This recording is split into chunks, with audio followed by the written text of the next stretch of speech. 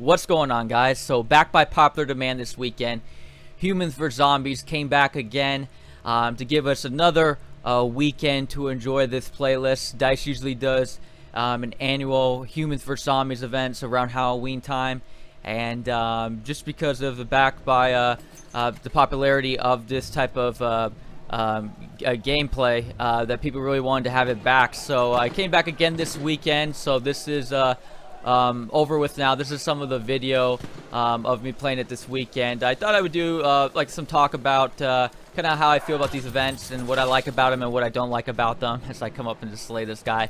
The fun thing I care about this event, I think, overall, is just really the ability just to really just focus completely on your melee weapon. There's so many melee weapons in the game, and I feel like you don't really get to appreciate them as much because Battlefield is such a massive, you know, just all-out war that the melee weapon is like the last one you're gonna use. You know, you gotta deal with tanks and, you know, all these other, you know, obstacles and that you have to get around with when it comes to weapons. And so like using a melee weapon isn't something you're gonna see, like you're gonna be, you know, see as much unless you're like trying to, you know, creep up around a bunch of people and maybe get a crazy kill streak with them, which are always cool, but you don't really feel like you can appreciate them as much. And so this whole playlist here, I felt like really allows you to really appreciate the weapons and kind of makes you actually like begin to like figure out using your you know, melee skills. Like you begin to develop it a little bit more than you normally wouldn't. Like, you know, I found myself at times trying to make people try to bait them and try to see if I can make them swing and swing too early so they would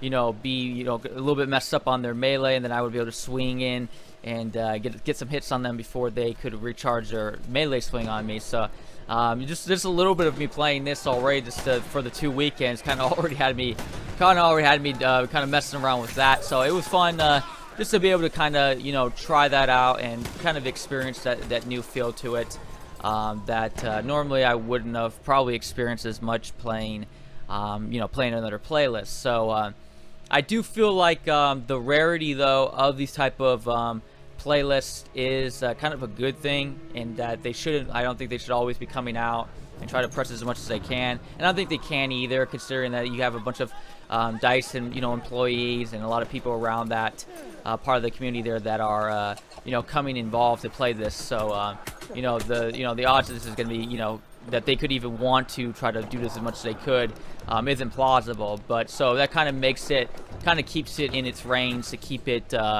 where it's, you know, these special events. That's what makes it cool. It's like, hey, this is a special event, and the moment it's not a special event, it kind of loses that type of special feeling, if you get what I'm saying. So, so yeah, definitely having it there is, you know, on the Halloween event, I think it's cool. And I liked how they brought it back too, because it was only a 2-hour event during the Halloween event. So when I saw that, I was like, wow, I thought this guy was a little bit short. But then they brought it back. I was like, I could see why, because this is definitely fun. I could see why the community would like this. Yeah, so I do feel like even though these you want a kind of a rarity of these events, I do feel like there could be more type of events that are kind of, I don't know. I feel like they could do different events. There's not just melee weapons. I feel they could do like events where, I mean, if you just had like a sniper event where everyone just had snipers and something like that. I feel like a little bit more. Again, you don't want to go too overboard, and you got to, you know, choose a specific timing of when to do these things too, because I feel like you don't want to, you know, try to divide the player base up so much where you're having more, you know, game modes and certain things like that to keep dividing people up. Because I've made mention before that even though people are really enjoying the new, it seems like one of the new game modes people are really enjoying. They're enjoying Frontlines a lot, which is good. I like that game mode too. But other like game modes like supply drops or things like that, I'm like, I'm not really feeling too hyped up about, and I feel like that's just more of another game mode to keep dividing up the community. So when you want to go into like a game of Conquest or something like that, or Operations, you know, you don't have much of a player base in that. So, so you don't want to divide it up, but you know, at the same time, you do want to have something new, right? So I feel like these events are way better. As much as Frontlines was a hit, I feel like when it comes to like if they wanted to add up any more new type of playlists, I feel like kind of teasing it with things like this make it so much more, you know, just kind of a tryout for people to try it out, see what it's like. Nothing like set in stone. I like more the gradual approach. You know, again, this is not a playlist. I don't think they're gonna change up anytime soon. Who knows though? You know, you might get the whole community might say, hey, look, we want this as a new playlist completely. You know, I think just gradually kind of making that approach and kind of just teasing it out there and having every once in a while with these special events where you can do things like this, I think is more reasonable in my opinion. So, yeah, it's more.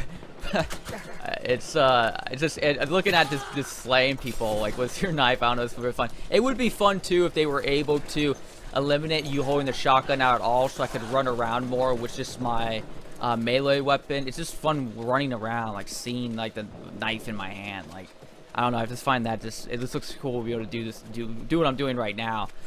So I wish there was a way that you could just eliminate the shotgun completely, where I could just run around as I'm being chased. There's so many times when I was playing, I was just being chased. I was trying to like get my health up and get myself in a position where I could get like around my teammates or maybe turn around.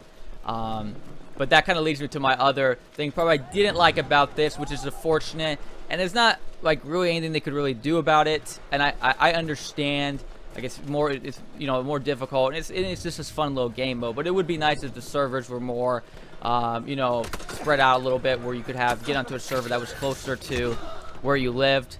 Now, given that when I played this the second time, there didn't seem to be the server wasn't as populated as it was when the Humans vs. Zombies events came out last weekend. You know, if you look at my ping's pretty high up there. So trying to melee people with your ping really high, it's terrible for both parties. So it would be nice if there was a way to fix that. I understand that's not like, I understand the reasons why.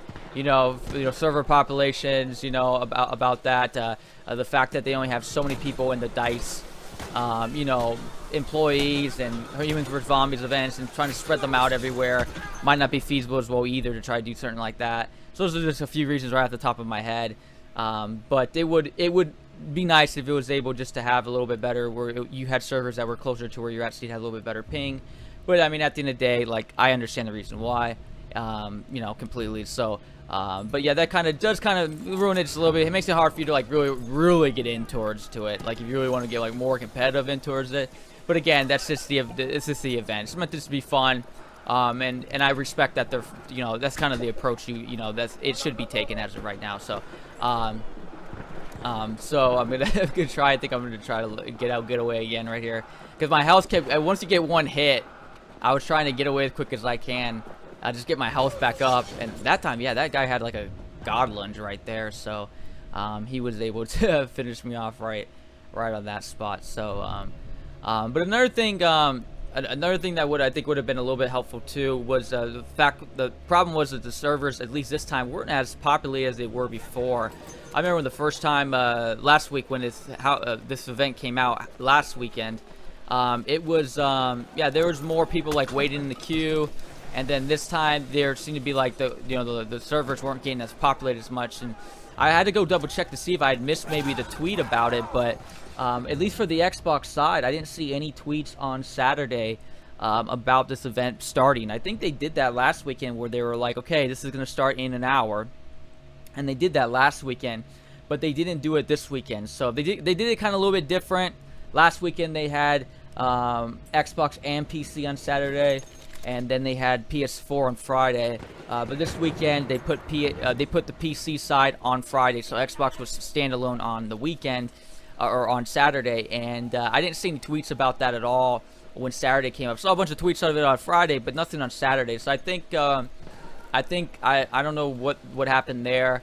You know, ideally you'd want people to kind of remember it, but you know, things happen, and you know, you can easily just forget and certain things like that. So I feel like if they would have sent the tweet out, I think the server would have been a little bit more populated, and yeah, I think it would have been a little bit more popular than what it was. It was still pretty popular. It wasn't like you were trying to struggle to find players, but it didn't feel like, you know, it was as much of a, you know, as a demand as it seemed like it was as of last weekend. But another thing I would have liked to have seen was last weekend they had they said that they were going to kick people out to let other people come in.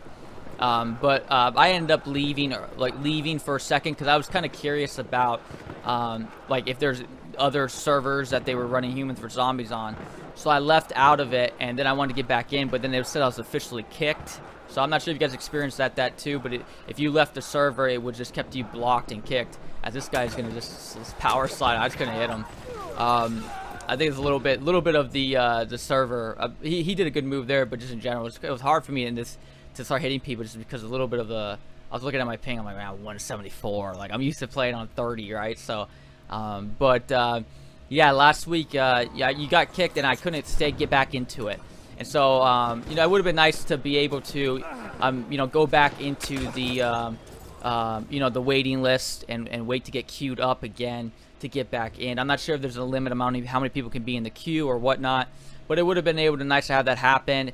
And then hopefully it would have been nice to kind of refresh that too, because when I tried to get back into to start off Humans for Zombies this weekend, it had already said I was already kicked, so I couldn't get into the game at all. So I think a little bit that had to do with people probably not getting into playing Humans for Zombies. Probably no reason why it wasn't as populated, because I'm sure people maybe tried to join it again this weekend after quitting from it from last weekend, and they were still already technically banned from the server because they were banning you for just to make sure they didn't want more people coming back in.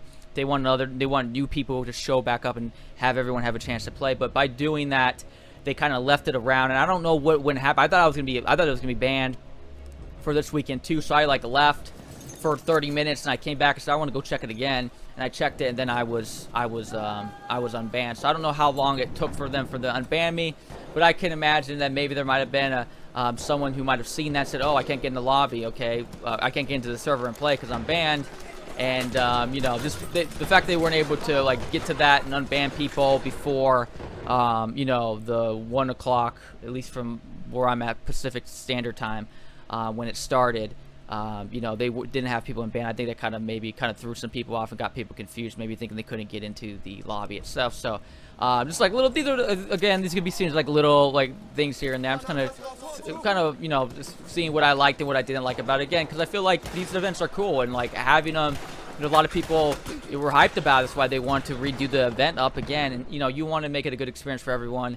And I'm just kind of giving my own experience about it, what could be approved, and because like I said, as it is right now, these are fun things. I think they should be more into the community. I don't know what else they could do during other seasonal times throughout the year, but I think they should bring these things up. I was even thinking, well, could they not adjust the map a little bit during the season times? Man, wouldn't it be so cool if they had a jack-o'-lantern on the bridge or something like that, just during the seasonal times? I don't know if that's too reaching out too crazy right there. I've played other games where people have done things in that nature itself, so of course it's adding more work for DICE to go do it. I would prefer them to go fix team balancing than for them to add some environmental aspects for a seasonal game mode. But I think that would be pretty sick if they added some type of jack-o'-lantern, or just, I don't know, I think that would be cool. I also think it would be really cool is, as much as Art Garden Force it's a good map for this,